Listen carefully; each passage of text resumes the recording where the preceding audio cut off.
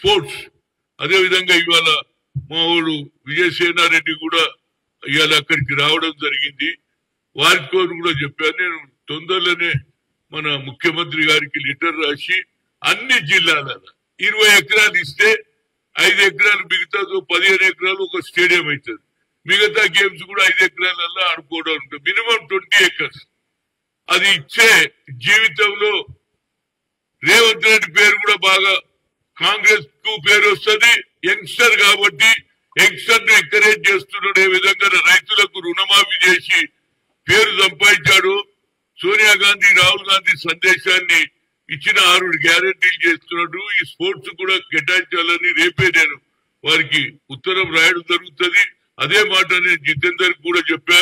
అదే మాట మరి శివసేనారెడ్డి కూడా చెప్పారు. స్పోర్ట్స్ ని ఎంకరేజ్ చేస్తే ఇతర అలవాట్లు ఉన్నాయి. పొద్దున ప్రాక్టీస్ చేస్తారు, సాయంత్రం చేస్తారు. దానికి ఫిజికల్ దీనికి కూడా ఎక్కువ బడ్జెట్ లో ఎక్కువ మొత్తం పెడితే దానివల్ల పిల్లలు బాగుపడతారు. అదే విధంగా ఇవాళ నేను కేబినెట్ లో ఉన్నటువంటి మంత్రి శ్రీనివాస్ రెడ్డి ఒక చక్కటి మాట మాట్లాడు. అందరి ఆలోచన ఒకటే, ఈ ఎన్నికలు రాహుల్ గాంధీ ఏమన్నాడు, caste wise census should be conducted అన్నాడు.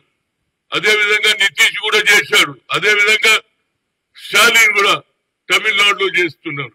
కనుక ఇది ఆయన ఇవాళ మొన్ననే ప్రధానమంత్రి అయ్యేవాడు, కానీ కొద్దిలో తుడి తప్పిపోయింది. అయినా అపోజిషన్ లీడర్ ఉన్నాడు కనుక తప్పనిసరిగా ఆయన పార్లమెంట్ లో బిల్లు పెట్టాలి. అందరినీ మొబిలైజ్ చేసే బాధ్యత నాది. అదే విధంగా రోజు పేపర్లలో ఒకటే అంటున్నారు, క్యాస్ట్ వైజ్ సెన్సస్ అయిన తర్వాతనే పంచాయతీరాజ్ నగరపాలిక బిల్లు పెట్టుకుంటున్నారు. ఇవాళ దానికి శ్రీనివాస్ రెడ్డి గారు స్టేట్మెంట్ ఇచ్చిండ్రు, మా ఎన్నికలు caste wise. I want to congratulate to the government. ఇది మంచి నిర్ణయం. ఎవరు చూడు ఏమంటున్నారు, అదే మొదలే 42 అంటే ఎట్లయితుంది, రేపు కోర్టుకు పోతే మనం కొట్టేస్తారు, ఎందుకంటే 50% సీలింగ్ ఉన్నది. కానీ మొదలు మన తెలంగాణలో, ఎందుకంటే రాహుల్ గాంధీ గారు ఇక్కడ నుంచే కన్యాకుమారి నుంచి మొదలు పెట్టినప్పుడే వి కండక్ట్ క్యాస్ట్ వైజ్ సెన్సస్ అన్నాడు. ఇట్ ఈస్ ఎక్స్రే అన్నాడు.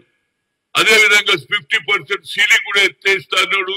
ఈ దేశ స్వాతంత్రం 75-76 ఏళ్లలో ఒకే ఒక్క నాయకుడు ఆయన రాహుల్ గాంధీ చెప్పాడు. కాబట్టి దాన్ని తప్పనిసరిగా పార్లమెంట్ లో బిల్లు పెట్టినప్పుడు చలో పార్లమెంట్ అనే దాని మీద మన రాష్ట్రం నుంచి కూడా ఎక్కువ సంఖ్యలో బీసీలు పోయి ఆయనను ఒప్పించి తప్పనిసరిగా ఏది పార్లమెంట్ లో బిల్లు పెడితే అన్ని రాజకీయ పార్టీలతో కలిసి అందరు ఎంపీల సొలువ తీసుకొని గతంలో ఐఐటి ఐఐఎంలో ఏ విధంగానైతే సుప్రీంకోర్టు కొట్టేస్తే మన్మోహన్ సింగ్ గారు బిల్లు పెట్టారో అదే విధంగా రాహుల్ గాంధీ గారు పెడితే నేను ఛాయశక్తుల కృషి చేస్తా.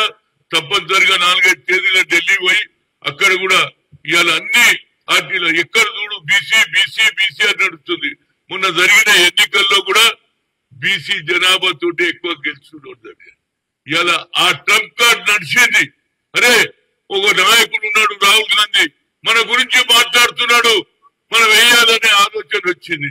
దానికి ఇవాళ ప్రభుత్వం రేపు జరగబోయే పంచాయతీరాజ్ ఎన్నికల కంటే ముందు కులగన చేసిన తర్వాతనే చేస్తున్నారు. మరొకసారి కేబినెట్ కు, అదేవిధంగా రేవంత్ రెడ్డి గారికి, అదేవిధంగా మన శ్రీనివాస్ రెడ్డికి నా నిజంగా నా హృదయపూర్వక ధన్యవాదాలు. దీనికి నేను చాలా ప్రయత్నం చేస్తా. ఇతర రాష్ట్రాలలో కూడా పరిచయాలు ఉన్నాయి, అన్ని రాష్ట్రాలు కూడా తిరుగుతా.